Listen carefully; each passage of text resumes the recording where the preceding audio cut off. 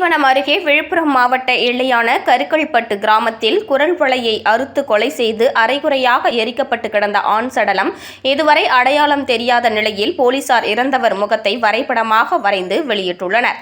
விழுப்புரம் மாவட்டம் திண்டிவனம் அடுத்த விழுப்புரம், செங்கல்பட்டு ஆகிய மாவட்ட எல்லை அருகே கரிக்கல்பட்டு கிராமத்தில் உள்ள ஏரிக்கரையில் கடந்த 17ஆம் தேதி சுமார் 50 வயது மதிக்கத்தக்க ஆண் குரல்வளை அறுக்கப்பட்டு கொலை செய்யப்பட்டு அந்த உடலை பெட்ரோல் ஊற்றி கார்மேட்டில் தீயிட்டு அரைகுறையாக எரிக்கப்பட்டு கிடந்த உடல் குறித்து அந்த பகுதி பொதுமக்கள் ஒலக்கூர் போலீசாருக்கு தகவல் தெரிவித்தனர்.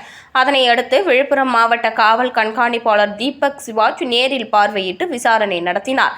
பிரேதத்தை கைப்பற்றிய போலீசார் உடற்கூறு ஆய்விற்காக விழுப்புரம் முண்டியம்பாக்கம் அரசு மருத்துவக் கல்லூரி மருத்துவமனைக்கு அனுப்பி வைத்தனர். அங்கு பிரேத பரிசோதனைக்கு பின் தற்போது பிரேத பரிசோதனை முடிவு கொலை செய்யப்பட்டு எரிக்கப்பட்டது உறுதியாகியுள்ளது.